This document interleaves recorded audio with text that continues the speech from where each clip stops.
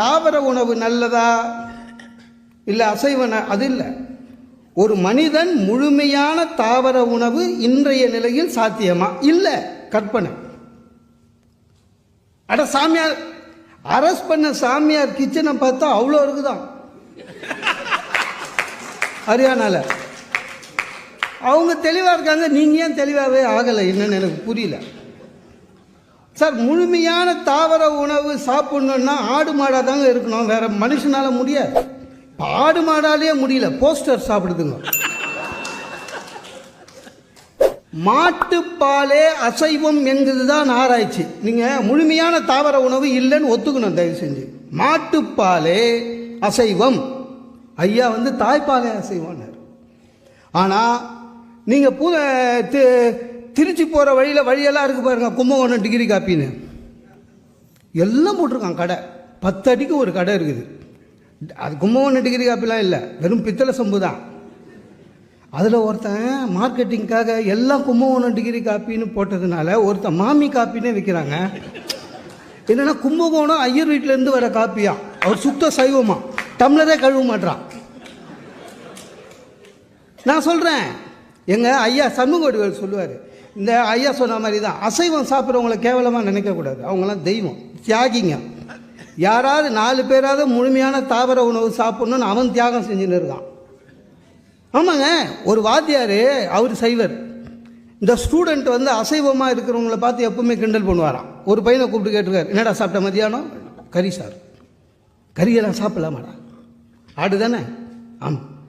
ஏண்டா ஆடை சாப்பிட்றீங்களே, அது வயிறு உள்ளலாம் இருக்குது, சாப்பிட்டது செரிச்சுது, அதெல்லாம் வயிற்று உள்ள இருக்குமேடா, அதெல்லாம் என்ன பண்ணுவீங்க? அண்ணாதான் அந்த பையன் சொன்னான், அதெல்லாம் நீங்கள் காப்புற கத்திரிக்காய் செடியில் போட்டுருவோம் சார் உரமா.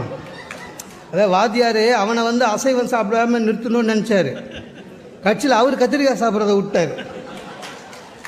எல்லாமே மாறிடுச்சுங்க. நம்ம இன்றைய காலகட்டத்தில் முழுமையான தாவர உணவுலாம் சும்மா பேச்சு, கற்பனை தான். அட எல்லாம் மாறிடுச்சு சார், ஒரிஜினலே இல்லாமல் போயிடுச்சு. நம்மளே அதை ஒத்துக்கிறோம், வாங்கும் போதே கேட்குறோம் இது ஒரிஜினலான்னு. கடைக்காரன் சொல்கிறான் டூப்ளிகேட் தான் சார், ஆனால் ஒரிஜினலோட நல்லாயிருக்கும். ஏண்டா ஒரிஜினலோட எப்படா நல்லாயிருக்கும் சொல்லி விற்கிறாங்க சார். நம்மளை வாங்கிட்டு வரோம், வீட்டில் வந்து சொல்கிறோம் டூப்ளிகேட் தானா, விலை கம்மி, ஆனால் நல்லா இருக்குமா, ஒரிஜினலோட நல்லா இருக்குமான்னு. நான் சொல்கிறேன், நிறைய பேர் நான்வெஜ் சாப்பிட்றதே சில பேர் தாவர உணவு சாப்பிட்றதுக்கு வசதிக்காக தான். ஏங்க கடவுள் என்ன அறிவில்லாத வராங்க? உலகத்தை படைக்கும் பொழுதே 1 பங்கு நிலம், 3 பங்கு கடல். அப்படின்னா என்ன அர்த்தம்? தாவரம் நிலத்தில் வளர கொஞ்சமாக சாப்பிடுவோம், மீதி கடலில் பார்த்து. ஏங்க அவரே தெளிவாக சொல்லியிருக்காரு, நீங்கள் புரிஞ்சிக்காமல் அந்த ஏமா எல்லாருமே வெஜிடேரியன் சாப்பிட ஆரம்பிச்சுட்டிங்கன்னா ஏதுங்க நிலம் பயிர் செய்யறதுக்கு? அப்புறம் ஊர் ஃபுல்லாக ஆடு மாடாக தானே இருக்கும். இவர் உடனே ரொம்ப புத்திசாலி, உயிர் பலி. நான் சொல்கிறேன், உயிர் பலினா என்ன? சரி, கத்திரிக்காய் செடியிலேருந்து கத்திரிக்காய் எடுத்துட்டா செடி அப்படியே இருக்கும்ன்றீங்க, அப்போ முள்ளங்கிலாம் பிடிங்க எடுக்கிறீங்களே எப்படி? ஒரு கோழி செத்தா இன்னொரு கோழி இருக்குது, அதெல்லாம் இது. அதுவும் இல்லாமல் எல்லாருமே தாவர உணவு சாப்பிட்டா சாப்பாடு எல்லாமே வெண்டைக்காய் வாங்கிறதுக்கே, சம்பாதிக்கிறதுலாம் வெண்டைக்காய் வாங்கிறதுக்கே போயிடும். விலை ஆமாங்க, இப்போ காய்கறி விலை ஏறிடுச்சு. ஐயப்ப சீசனு, புரட்டாசி மாதம் பாருங்கள் காய்கறி விலை ஏறிடும். ஏன்? புரட்டாசி சீசனு. அவன் 1 மாதம் கட்டுப்படியாக இருக்கும்பொழுதே மனசெல்லாம் மீன் மேலே தான் இருக்குது. ஏன்? 4 பேர் நல்லா இருக்கணும், நம்ம தியாகம் பண்ணுவோம் தான். உயிர் பலிலாம் சொல்லவே முடியாது. அப்படி பார்த்தீங்கன்னா ஆர்டிக் அண்டார்டிக்கில் எஸ்கிமோலாம் என்னங்க பண்ணுவான்? தாவரமே இல்லையா அவனுக்கு? இன்னொன்று தெரியுமா, இவங்களுக்கு தெரியாது. எல்லா உணவுமே தாவரத்தால் ஒன்றும் பண்ண முடியாது. உங்களுக்குலாம் நான் ஹாஸ்பிட்டல் மேனேஜ்மெண்ட் படிச்சுட்டு ஹாஸ்பிட்டல் இண்டஸ்ட்ரியில் இருக்கேன். பியூர் வெஜிடேரியன் வருவாங்க. இந்த பியூர் வெஜிடேரியன் சொல்லும்போது இங்கே கூட முத்துசாமி சார் என்ன கேட்டார் வரும்பொழுது, சார் லஞ்ச் இங்கே இருக்குன்னாரு. எனக்கு தெரியும்ல லஞ்ச் எப்படி இருக்கும்னு சொன்னேன். சண்டே வெளில சாப்பிட்றது இல்லைன்னு. ஏன் சார்னாரு? நான் பியூர் நான் வெஜிடேரியன் சார். அவருக்கு ஒன்றும் புரியல. ஏன்னா வெஜிடேரியன் சொல்கிறவங்க அது ரொம்ப பெரிய பாரத ரத்னா கிரேடு மாதிரி. நான் பியூர் வெஜிடேரியன். சும்மா எங்கே இருக்குது பியூர் வெஜிடேரியன்? நீங்கள் ஒரு முறை ஹார்ட்டு கார்டியாக் ப்ராப்ளம் வந்து பாருங்கள். நாங்கள் சொல்ல மாட்டோம், ஆனால் கொடுத்துருவோம். ஏன்னா ஹீமோக்ளோபின் சீக்கிரம் வரணும், அவன் வீக்னஸ் சீக்கிரம் போகணும். 6 நாள் ஹார்ட் ஆப்ரேஷன் முடிஞ்சு நடந்து ஃபிசியோதெரப்பி முடித்து வெளில அனுப்பணும். லைட்டாக சூப்பு கொடுத்து விடுவாங்க போனை எடுத்துகிட்டு. அவர் வெஜிடேரியனாக தான் வெளில போவார், ஆனால் முழுமையான வெஜிடேரியனாக இல்லை. அதான் உண்மை. சாக்லேட்டில் மிருகத்தின் கொழுப்பு சேர்க்கப்பட்டது உங்களுக்கு தெரியுமா? எத்தனை பேர் வெஜிடேரியன் சாக்லேட் சாப்பிட்றோம்? உண்மை தானே சார்? முழுமையான வெஜிடேரியன் நீங்கள் சொன்னீங்கன்னா வீட்டை விட்டு வெளில போகக்கூடாது, ஊருக்கு போகவே கூடாது, ட்ரெயினில் போகக்கூடாது. ட்ரெயினில் போனாலும் ட்ரெயினில் விற்கிற வெஜிடேரியனை சாப்பிடக்கூடாது இல்லையா? பஸ்ஸில் போகவே கூடாது. நீங்கள் திருச்சி பஸ்ஸில் ஏறி பாருங்கள். இந்த விழுப்புரத்துக்கு முன்னால் விக்கிரவாணின்னு ஒரு பஸ் ஸ்டாண்டு, அங்கே 2 ஹோட்டல் இருக்குது. ஒன்று டிஎம்கே ஹோட்டல், இன்னொன்று ஏடிஎம்கே ஹோட்டல். யார் ஆட்சி இருந்தாங்களோ அந்தந்த ஹோட்டலில் தான் அரசாங்க பஸ் நிற்கும். அது உள்ளே போனீங்கன்னா தோசைன்னு கேட்டால் எடுத்து வைப்பான், முட்டை தோசை வேணும், அதான் இதுன்னுவான். மீதி கேட்டிங்கன்னா சர்வரே அடிப்பான், கஸ்டமர் கேர். அந்த மாதிரி தான் அந்த ஹோட்டல்லாம். அகத்திய மாமுனிகள் உள்ளே போனாலே நான் வெஜிடேரியனாக தான் வெளில வரணும், அவ்வளோ சுத்தமாக இருக்கும் அந்த ஹோட்டல். நீங்கள் எந்த பிரயாணத்தில் நீங்கள் முழு தாவர உணவை நீங்கள் உண்ண முடியும்? உண்ணவே முடியாது, அதெல்லாம் ப்ராக்டிக்கல் கிடையாது. அதான் உண்மை. நீங்கள் சும்மா சொல்லிக்கலாம் நான் வெஜிடேரியன், அவ்வளோதான். இன்னைக்கு காலம் மாறி போகுது. ஒரு சைவமே சாப்பிடுகிற ஒரு பெண் அசைவம் சாப்பிடுகிற ஒரு பையனை காதலித்து திருமணம் செய்து கொள்ளுகிறார்.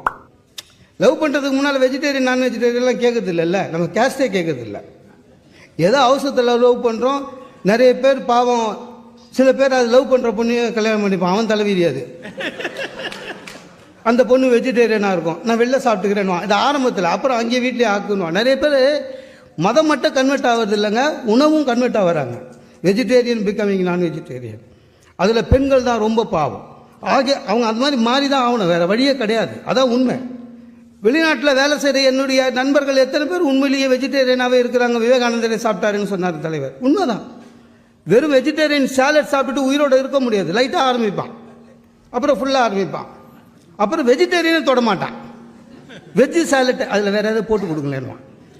ஆமாங்க, ஒரு டூருக்கு போக முடியாது முழு வெஜிடேரியனால், வேற ஒரு குரூப்போட.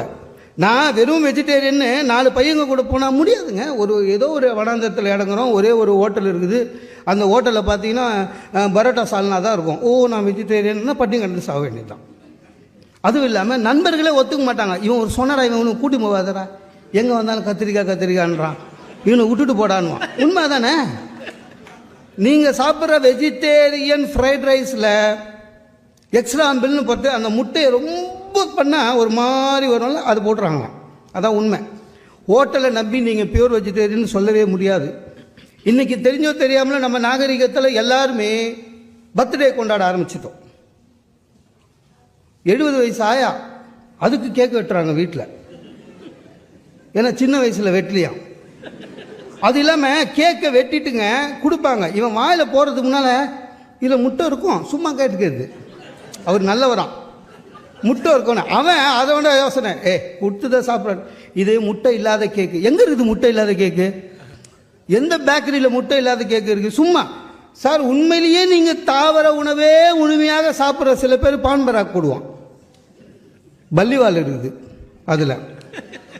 ஆக நீங்கள் இந்த இந்தியாவில் தமிழ்நாட்டில் எங்கே போனாலும் முழுமையான தாவர உணவு உங்களுக்கு கிடைக்காது. வாழும் முறை குளோபலாக மாறிவிட்டது, சாப்பிடும் முறையும் அப்படித்தான் மாறிவிட்டது. ஒரு மனிதன் இன்றைய சூழலில் முழுமையான தாவர உணவு உண்பது என்பது உண்மையிலேயே கற்பனை என்று கூறி வாய்ப்புக்கு நன்றி பாராட்டி விடைபெறுகிறேன்.